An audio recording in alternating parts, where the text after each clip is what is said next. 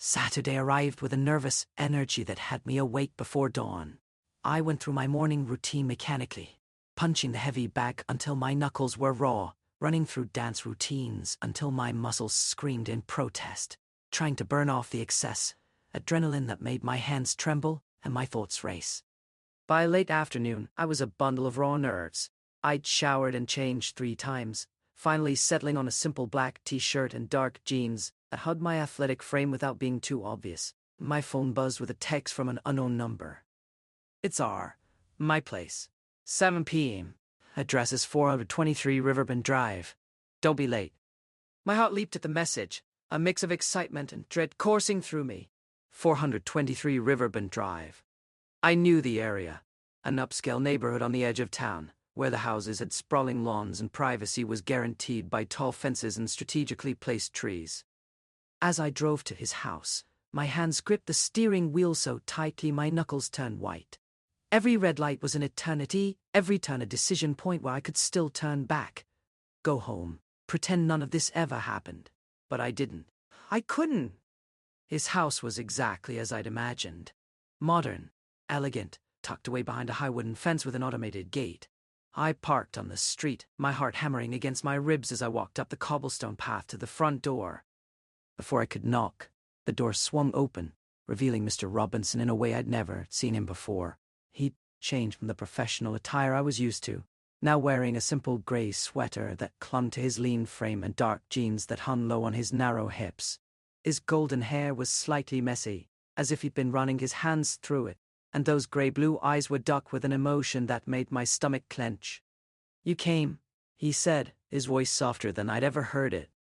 "You asked me to," I replied, my own voice barely a whisper. He stepped aside to let me in, his fingers brushing against mine as I passed him, a brief, electric contact that sent a shiver down my spine. The house was immaculate, minimalist and masculine, with polished concrete floors and floor-to-ceiling windows that offered a stunning view of the backyard. "My wife took the kids to her mother's," he said, closing the door behind us, the click of the lock echoing in the sudden silence. "We have the place to ourselves until Sunday night." The implication hung in the air between us, heavy with possibility. He led me through the spacious living room, our footsteps the only sound in the quiet house. "Can I get you something to drink?" he asked, turning to face me in the kitchen. "Water? Soda? Something stronger?" "Just water." I managed, my throat tight with anticipation. He filled 2 glasses from a pitcher in the refrigerator, handing one to me. His fingers lingered against mine as I took the glass, those gray-blue eyes never leaving mine. "Nervous?" he asked, a half-smile playing on his lips. "A little," I admitted, taking a sip to cool my suddenly dry throat. "Don't be," he said, setting down his glass and stepping closer. "I've been wanting this for a long time, Jake." "How long?" I asked, setting my own glass on the counter. "Since the first day of class," he confessed, his fingers coming up to trace the line of my jaw. "When you walked in with that impossible combination of innocence and defiance in your eyes, I knew I was in trouble." His admission sent a thrill through me, a validation of all the secret glances and stolen moments we'd shared. I leaned into his touch, my eyes fluttering closed as his fingers slid into my hair, cupping the back of my head. "You're so beautiful," he murmured, leaning in to press a soft kiss against my temple. "So alive." I turned my head, capturing his lips with mine. The kiss started gentle, exploratory, but quickly deepened as weeks of pent-up desire surged to the surface. His other hand came to rest on my hip, pulling me flush against him as our tongues met, sliding against each other in an intimate dance that made my knees weak. I could feel the rapid beating of his heart against my chest, matching the frantic rhythm of my own. His hands roamed my back, mapping my body through my clothes as if committing every curve to memory. I responded in kind, my fingers tangling in the golden strands of his hair, pulling him closer as I deepened the kiss. When we finally broke apart, we were both breathless, our foreheads resting against each other. "Jake," he whispered, my name a prayer on his lips. This is crazy." "I know," I managed, my chest heaving. "But I don't care." A soft laugh escaped him, humorless and strained. "We should probably slow down. Talk." "There's been enough talking." I replied, leaning into trail kisses along his jawline. I want to feel. His response was a guttural groan, his head tilting to give me better access as I nipped and sucked at the sensitive skin of his neck. His hands slid down to my rear, squeezing possessively as he ground against me, the evidence of his own desire pressing against my hip. God, Jake, he gasped, his fingers tightening on my hips. You have no idea what you do to me. Show me. I breathed against his skin, my hands sliding beneath the hem of his sweater, my fingers tracing the warm, firm skin of his back. He shuddered at my touch, a full-body tremor that I felt as much as heard. Bedroom, he managed, taking my hand and leading me down a short hallway to a room at the back of the house. The bedroom was as minimalist as the rest of the house. A large platform bed with dark grey bedding, a single nightstand with a sleek lamp and a window overlooking the manicured backyard. It was masculine and intimate, a private space I never imagined I'd see. He turned to face me, those grey-blue eyes dark with desire as he reached for the hem of my t-shirt. May I? I nodded, the room suddenly spinning as the world narrowed down to just the two of us. After that, everything became a blur. Time lost all meaning, dissolving into a haze of whispered words, overwhelming emotions, and a rush of adrenaline that completely took over my senses. It felt like a dream, intense and surreal, where nothing else existed outside the walls of that room. But when the storm finally cleared, reality hit me like a wave of ice-cold water. In the dead of night, while he was fast asleep, his breathing deep and steady beside me, panic slipped back in. The gravity of what we had done crashed down on me, moving as silently as a ghost. I slipped out of bed, gathered my clothes, and dressed in a frantic rush. My heart was pounding in my throat as I crept down the hallway and slipped out into the cold night air. As I drove home, the empty streets stretched out before me under the dim glow of the streetlights. The adrenaline was still pumping through my veins, but now it was fueled by pure dread. My hands shook on the steering wheel, and the silence in the car was deafening. I kept looking in the rearview mirror, half expecting to see his headlights behind me, my mind racing with a single, terrifying question. What have I done? The familiar chime of the boxing gym's doorbell greeted me as I stepped inside, the rhythmic thud of gloves against bags serving as a kind of heartbeat to the space. I needed this. The mind-numbing exhaustion, the simplicity of muscle and movement, the sweat that might wash away the lingering scent of him and the weight of my guilt. I had barely wrapped my hands when I felt him. A presence shifted the air behind me. I didn't need to turn. I knew that cool, authoritative energy, the faint trace of expensive cologne cutting through the scented chalk and sweat. Running late, Jake. Mr. Harrison's deep voice cut through the gym's ambient noise, smooth as velvet but with an edge of steel. Or are you just avoiding me? I straightened up slowly, turning to face him. He leaned against the heavy bag I'd been planning to use, aviators uneven in the dim, cavernous space of the gym. He wasn't wearing his typical principal's attire, just a simple, fitted black t-shirt that did nothing to hide the lean, powerful muscles of his arms and torso. My eyes darted to the door, then back to him. Just needed to clear my head. I mumbled, turning away to fiddle with the Velcro on my gloves. A low chuckle rumbled in his chest. Is that what they're calling it these days? He pushed off the bag and closed the distance between us in 3 long strides, stopping just a breath behind me. I could feel the warmth radiating from his body, a stark contrast to the cool dread pooling in my stomach. His hand came to rest on my shoulder, a heavy, proprietary weight that sent an involuntary shiver down my spine. I know where you were last night, Jake. My blood ran cold. I froze, my hands stilling on the wrappings. I don't know what you're talking about. Don't you? His fingers tightened on my shoulder, a subtle warning. His other hand came up, tracing the line of my jaw with a thumb that was surprisingly gentle. Did he show you everything you wanted to see? Or just the parts he thinks you're ready for? My breath hitched. My mind was a frantic scramble, searching for a denial that wouldn't sound like a lie. Sir, this isn't. He's just a boy playing a man's game, Jake, Harrison murmured, cutting me off, his voice dropping to a low, intimate register that vibrated through my entire body.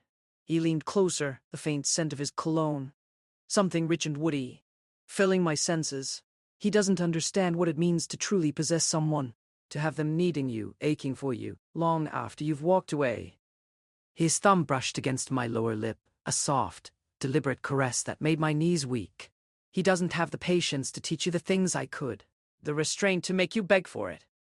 My heart was hammering against my ribs, a frantic rhythm of fear and something else, something dark and thrilling that I refused to name. I was trapped between him and the heavy bag, his body a cage around mine, his words a net I was already tangled in. Why? I finally managed to ask, my voice barely a whisper. Why are you doing this? Because I see you, he said simply, his grey-blue eyes boring into mine. I see the fire in you, the desperate need to be wanted, to be claimed, and I'm tired of watching him fumble with something so precious. His lips were close to my ear now, his breath warm against my skin. I could make you forget you ever knew his name. I could make you forget your own. Before I could respond, he closed the distance between us. And right then, the world completely dissolved. Everything that followed happened in a blur inside the dim, quiet locker room. Time became distorted, a chaotic rush of overwhelming emotions and a suffocating sense of panic. I barely remember the details, just the heavy atmosphere, the crushing weight of his presence, and a feeling that my life had just spun entirely out of my control. It was as if I was watching myself from the outside, trapped in a surreal dream. The next thing I clearly remember was sitting at my desk in the classroom on Monday morning. The teacher's voice was just a low, meaningless drone in the background. I couldn't focus on the textbook in front of me, nor could I register a single word being said. My mind was completely consumed, violently torn between two people. Every time I closed my eyes, I saw them. Mr. Robinson with his gentle, quiet warmth, and Mr. Harrison with his cold, dominant power. I was caught in the middle of a dangerous game, and the terrifying realization of what I had gotten myself into made my chest tighten with every breath. The bell screeched, signaling the end of lunch. The classroom flooded with students, their chatter a meaningless buzz as I walked toward my desk in the third row. I kept my head down, my shoulders tight, a knot of anxiety tightening in my stomach with every step. I had avoided Mr. Robinson's eyes in the hallway, dodged the faculty lounge, and eaten lunch in a forgotten corner of the library. But I couldn't avoid math class. I settled into my seat, my gaze fixed on the pristine surface of my desk. I could feel him, though, a warmth that preceded him, the faint, clean scent of mountain air that clung to him even in the stuffy classroom. He moved past my brow, and the sleeve of his shirt brushed against my shoulder, a contact so fleeting, so innocent, yet it sent a jolt through me that made my hands clench under the desk. He began the lesson, his melodious voice filling the room as he explained the intricacies of logarithms. I forced myself to take notes, to focus on the equations he scrawled across the whiteboard, but my mind kept betraying me. Saturday night kept replaying in fragments. The dim light of his bedroom, the feeling of his fingers tangled in my hair, the desperate, whispered words that had hung between us in the darkness. Then, as if summoned by my traitorous thoughts, another image forced its way in. Mr. Harrison. The cold, hard tile of the locker room against my back. The overwhelming, suffocating weight of his presence, the scent of rich, woody cologne, the deep, commanding murmur of his voice that had felt less like a conversation and more like a verdict. Jake. Mr. Robinson's voice cut through the haze. I jerked my head up to find him standing beside my desk, one hip cocked, that lopsided, confident smile on his lips. But it didn't quite reach his grey-blue eyes. They were shadowed, concerned. "Everything all right?" he asked softly, just loud enough for me to hear over the scratch of pencils on paper. "You seem a million miles away." "I'm fine." I lie, my throat tight, just tired. His gaze flickered down to the clenched fists in my lap, then back to my face. He knew.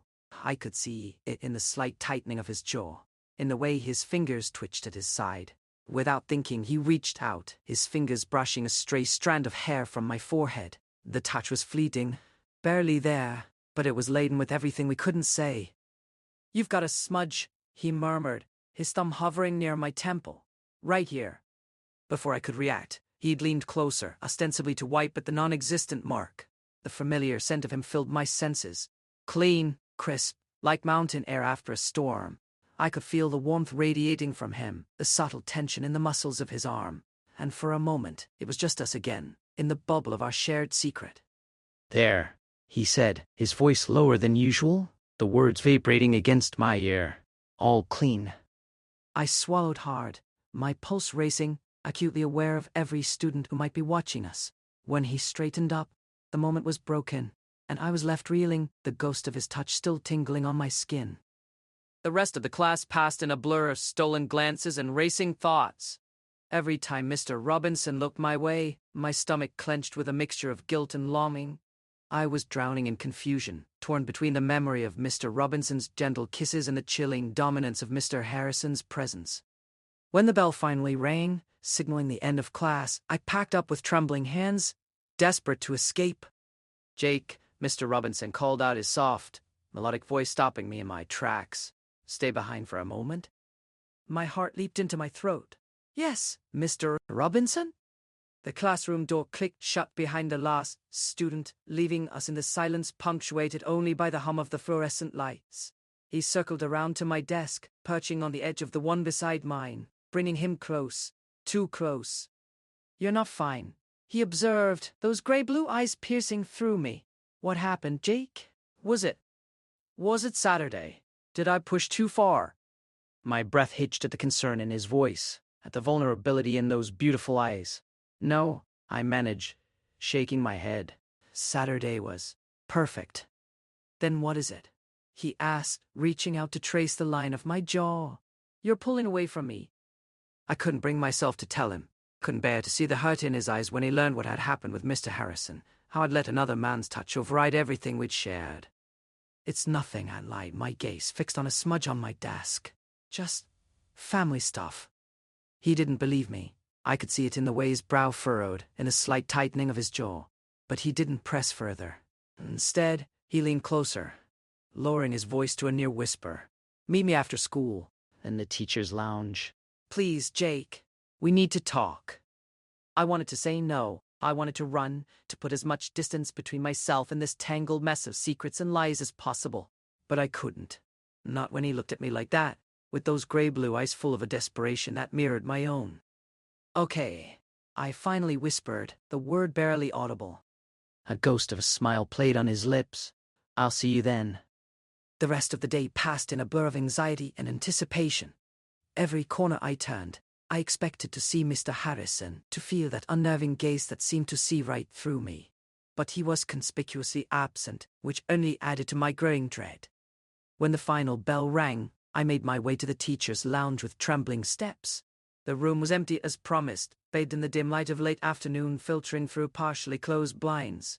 Mr. Robinson was already there, leaning against the counter with a mug in his hands, looking more relaxed than I'd ever seen him outside the classroom. "You came," he said, setting down the mug and approaching me slowly. "You asked me to," I replied, my voice barely above a whisper. He stopped in front of me, so close I could feel the warmth radiating from his body, could count the individual gold flecks in his gray-blue eyes. "What's going on, Jake? Talk to me." I shook my head, my throat too tight for words. How could I tell him? How could I ruin this fragile thing between us with the ugly truth? He reached out, his fingers gently tilting my chin up, forcing me to meet his gaze. "Please, Jake. I can't help if I don't know what's wrong." Tears pricked at the corners of my eyes. "I can't," I whispered. "You'll hate me." "Never," he promised, his thumb stroking my skin. "Whatever it is, we'll figure it out together." Before I could respond, the door clicked open behind us. We both jumped apart, turning to find Mr. Harrison standing in the doorway, a grim expression on his face. He wasn't wearing his aviators, and his dark eyes seemed to suck all the light in the room. "Harrison," Mr. Robinson said, his voice strained. "What are you doing here?"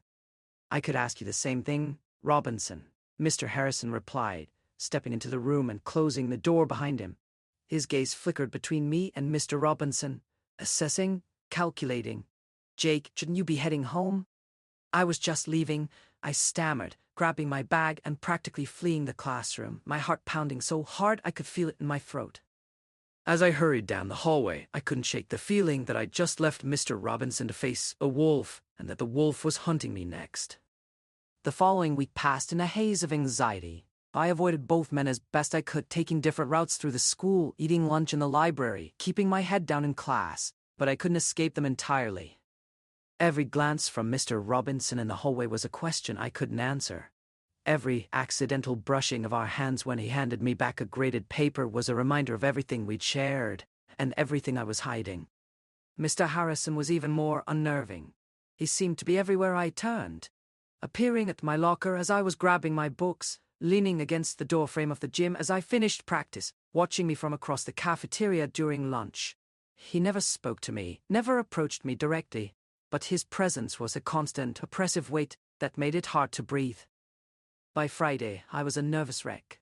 I decided to skip dance practice, heading straight to the parking lot after the final bell, desperate for the sanctuary of my own home. But as I approached my car, I found Mr. Harrison leaning against it, those dark eyes fixed on me. "We need to talk, Jake," he said, pushing off the driver's side door and approaching me slowly. I took an involuntary step back, my heart hammering against my ribs. "I don't think that's a good idea, Mr. Harrison." "Why not?" he asked, stopping in front of me, so close I could feel the warmth radiating from his body, could smell the faint scent of his expensive cologne. "Afraid I'll tell Robinson what happened in the locker room." My blood ran cold. "That was a mistake," I stammered, my gaze fixed on the polished leather of his shoes. "It didn't mean anything." "Didn't it?" he challenged, reaching out to cup my chin, forcing me to meet his gaze. "I seem to recall you begging for more." Tears of shame and frustration pricked at the corners of my eyes. "Please," I whispered. "Just leave me alone." A flicker of something. Regret? Pity? Crossed his features before being replaced by that familiar, calculating look. "Fine," he said, stepping back. For now. "But this isn't over, Jake." And then he was gone, leaving me trembling beside my car, the weight of his threat hanging in the air. The weekend brought a temporary reprieve, but the anxiety gnawed at me constantly. I couldn't sleep, couldn't focus on the dance routines I usually found so comforting. Every creak of the house, every car that passed by on the street had me jumping, convinced that Mr. Harrison was coming to make good on his threat. Monday morning found me a nervous wreck as I walked into the school. The halls were buzzing with the usual pre-class chatter, but I felt isolated, as if I was walking through a world I no longer belonged to. Every shadow seemed to hide a threat, every corner a potential ambush. I made it through my morning classes in a daze, my mind too preoccupied to focus on the lessons. But as I walked into math class, my heart dropped. Mr. Robinson wasn't at his desk.